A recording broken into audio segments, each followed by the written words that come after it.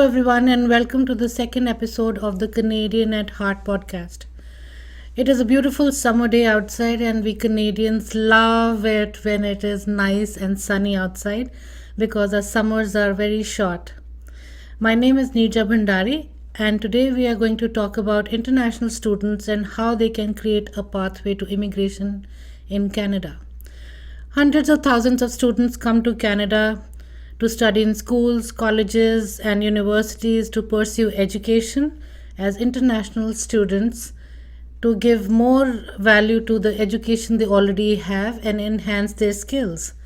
Canadian education is really valued. If you do the surveys and if you look at the charts, you'll see that Canadian institutes are one of the best institutes in the world, along with Australia, America, and other European countries. But not everybody is creating pathway to to immigration. I'll say Canadian because I'm again Canadian at heart. It happens so that coming from India, as I always mention, we have seen that Indians are very, very serious about their scholastic attitude towards schools. We take it very seriously. We send our children to pre nurseries to become smart enough to give interviews in schools and get admitted in good schools, because there are only so many schools in every city where you want your child to go if you don't want them to go to the government school. So we take it so seriously and send them to schools. And in today's time, my own sons tell me how they value the Indian education they got, which was really nice, but they feel that Canadian education has actually given them value for what they learned, because there is a lot of practicum in Canadian schools. Canadian schools give you the practical knowledge of whatever you're learning in theory, in books.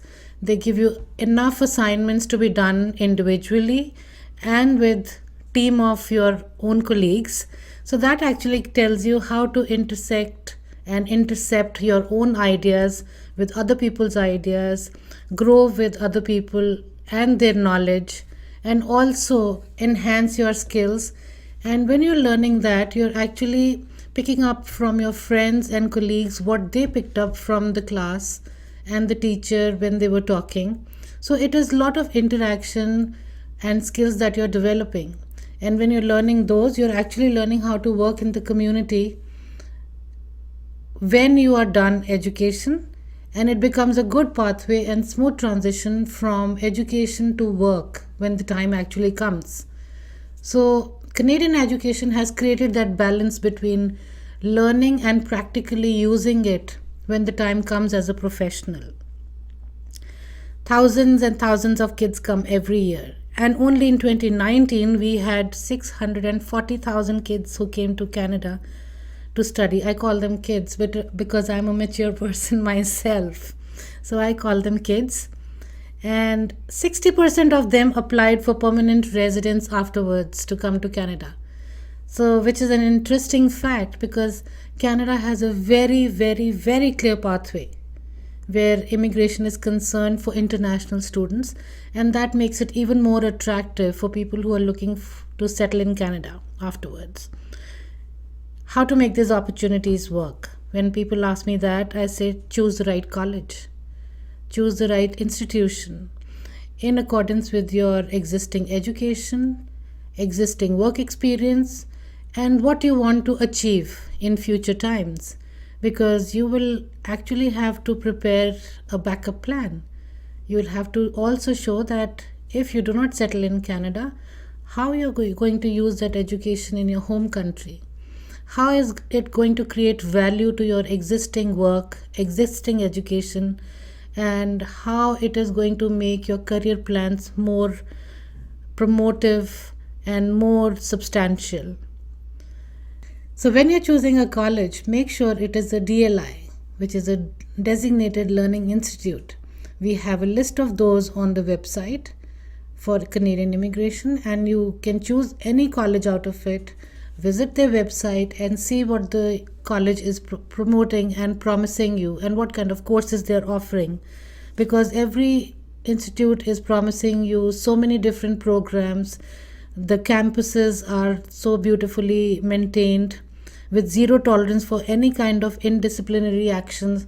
So it's a very nice and secure place to come. But DLIs also are the ones which are recognized for work experience and getting you work permits later on.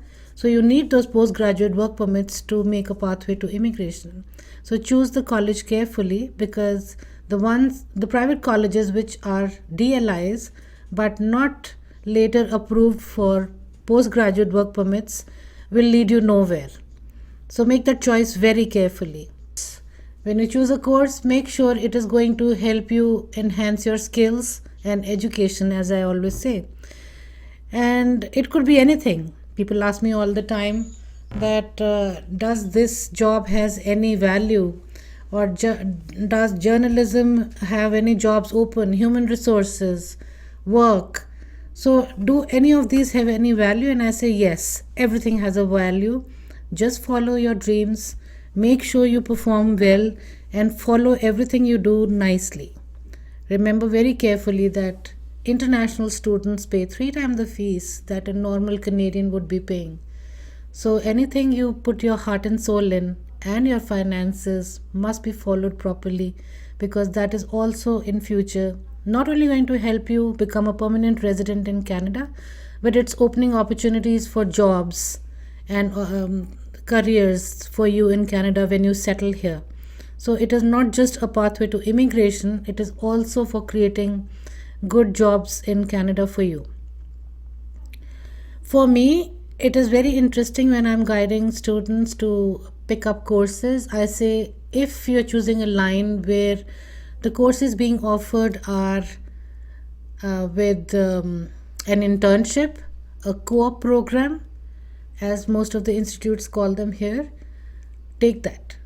Take that with open arms, because when you get an internship or a co-op program, these institutes always attach you to the existing companies and firms which will be working in that professional field for you.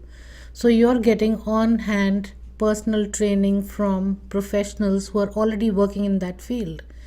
And it is a smooth transition from education to work for you, because 90% of the time I've seen that students who are diligent and passionate and sincerely work during the co-op are absorbed by the company they worked for. So it becomes a very smooth and easy transition, that when you get a work permit, you might be still working for that company. That company might help you and support you for your permanent residency, and it becomes a dream project to make you a permanent resident in Canada. So choose everything carefully, thinking of the future plans. Just don't simply think of coming to Canada and not looking at the pros and cons. I've seen so many times that people are so motivated to come to Canada, they don't see what pathway they are creating for themselves. Sometimes that road is good, sometimes it's rocky, and sometimes it's leading nowhere. It's a no end, it's a no exit road. So make sure you do that very carefully.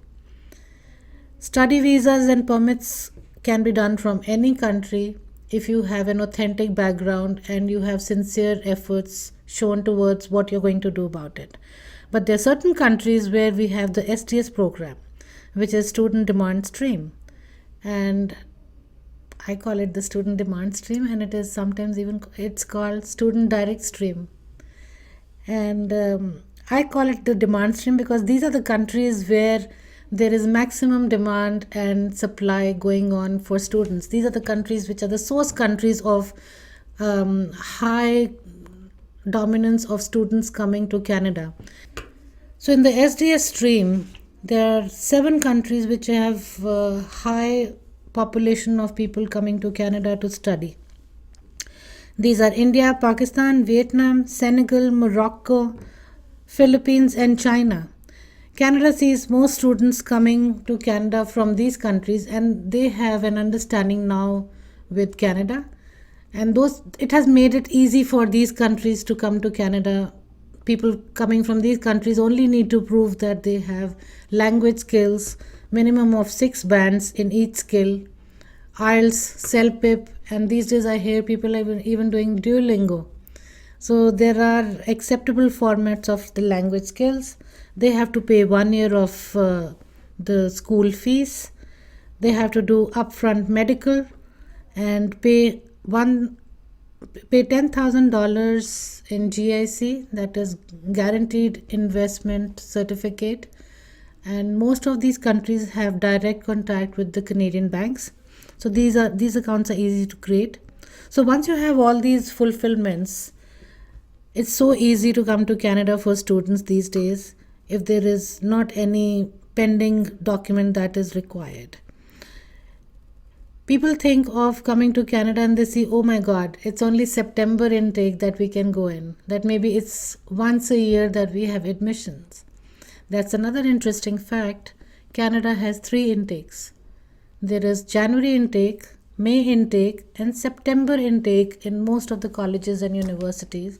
So you're not missing on time as far as you collect your documents in a timely fashion and apply at least 4 to 5 months in advance so that you have time enough to pack your bags, put your things together, and come to Canada in a timely fashion when you get your visas from the home country offices. So, as we said, there are 3 intakes. September intake is already closed, despite that September is a little while away, but the intakes are the applications. If you apply now, I'm not sure if it'll get processed in the timely fashion. So I would say if you're planning to apply for January, this is the right time to start applying and putting your documents together. I would like to close my today's podcast letting you know that though it's a pathway to come to Canada, education in itself is a beautiful experience in Canada. Again, I personally have studied in India and I did my immigration course in Canada, and I realized this difference in the two schools. In India, I never got appreciated despite being a top student. My teachers were only worried that I had 95% and I was second in the class. Maybe I should work harder next time to get 97%, because the student who got 97, she thought I was smarter than him. So it was always a rat race. In Canada, you're never made to feel smaller than the next person. Your teacher teaches you, and every student in the class is treated equally. But on the other hand, you're celebrated for the smallest of your achievements. And that kind of becomes an addiction, because suddenly you realize that you have to perform good, because your teacher and your colleagues, they all appreciate you for the smallest of your achievements. And slowly those small achievements start becoming bigger and bigger. I've seen it happen to so many children here who come and perform well, and they realize they don't only get scholarships, rewards, bursaries, cultural rewards, but also recognition from the deans and the college principals. And over the time, it's part of their resume to acknowledge those rewards and acknowledgements. So it's a very paying experience going to school also. I'll suggest that some people who haven't experienced that, they should do that. That's why I'm Canadian at heart, because I enjoy how one human being is good to another, and even there are jealousies everywhere. But somehow in school here, I've seen everybody overcome that and enjoy everybody's knowledge and learn from each other. So come for all the different reasons, but yes, keep the focus right and make it happen for yourself. Thank you for listening to this episode. I hope it is helpful. We have many videos about international students on the YouTube page, Swift Immigration Solutions. Make sure you take a look at them. Also, don't forget to follow us on the social media platform at Swift Immigration. See you next time.